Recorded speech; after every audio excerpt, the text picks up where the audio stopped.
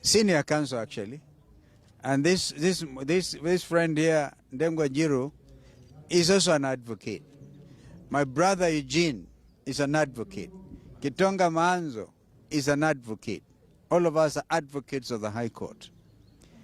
And we are very concerned with the state of the legal situation now before us.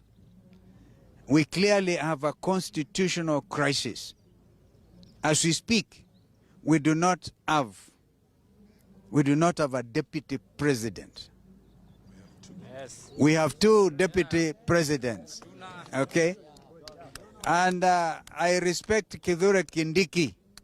He's from my part of the country. He should do the honorable thing and resign so that he can now allow due process to take place. The ruling by the Court of Appeal has clearly demonstrated the illegality, the political manipulation that happened to try and get Rigathi Gachagua being dismissed as a deputy president. Everybody is subject to the law, but it is now clear that that was politically motivated ruling by the partisan judge. And that Court of Appeal, the bench, I beg to repeat, that the bench now having been overruled by the Court of Appeal, what in law we would say the whole process has been void ab initio. The whole thing is voided. And so we expect that in the next few days, there's a lot that is going to happen. And so Kenyans now should be ready to have, or clearly it must be a retrial, but if it is a retrial and the impeachment of Rigathi Gachagua is based on an illegality, if the Deputy Chief Justice did not have the powers to appoint what he would say the impugned bench, okay? So now this is where we are. In a democracy, and Kenya is a democracy, our friend Kithure Kindiki should just step aside and allow due process. Thank you. Maybe my brother, you can say something. Thank you very much. First of all, I would like to congratulate Canon John Mutunga, who is retiring today after 36 years of service to God and His church. It's okay. So we're here to witness the retirement of a man of God, a man of great faith, Canon John Mutunga, who has served God and His church for 36 years. And we want to thank the Anglican Church for standing by the truth. Listening to Bishop Charles Muturi speak today. In fact, he has said Pastor Dorcas and Deputy President Gachagua had started the war against alcoholism in Mount Kenya region. That progress was interrupted by an impeachment that has now been declared illegal because of the bench that was formed and that has now been declared an illegality. So today we want to say this as lawyers to Professor Kindiki. You are a lawyer, you have been a lawmaker, you are a professor of the law, you are a teacher of the law. If the law today, your legal status today is that you are illegitimately in office, you are illegally in office, you are therefore an illegitimate deputy president, do the honorable thing, Professor Kindiki, and resign. The law as it stands today and the ruling that has been given means that Kenya has two deputy presidents. This is a situation, I want to agree with His Excellency Kalonzo Musyoka, that is untenable. And we cannot, as a country, continue having two deputy presidents when our constitution provides for only one. One has to go. And it means the elected people's deputy president remains Rigathi Gachagua.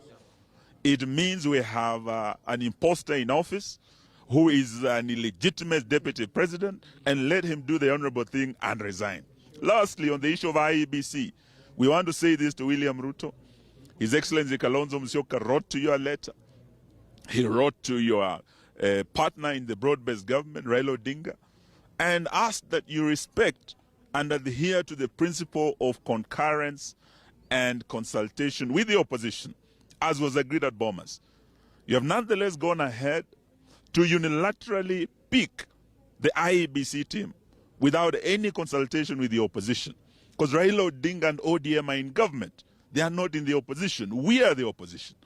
But we want to tell you, even if you go ahead, Bwana Ruto, to handpick that chairman, even if you made that chairman Farouk Kibet, we are ready, we are going to beat you, we are going to send you home to Sugoi. Asante sana. I need to, yes. Yeah, I need to add before I give Wakil Njiru the following. Kenyans should not be worried by the William Ruto IEBC. As Eugenia said, we would take him home.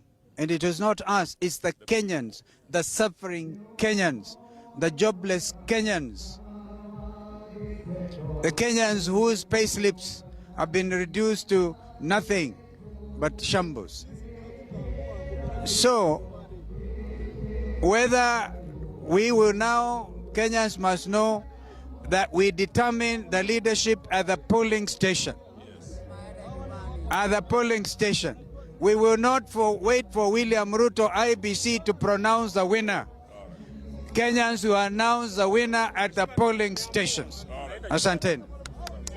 Just to mention that pursuant to the Court of Appeal decision,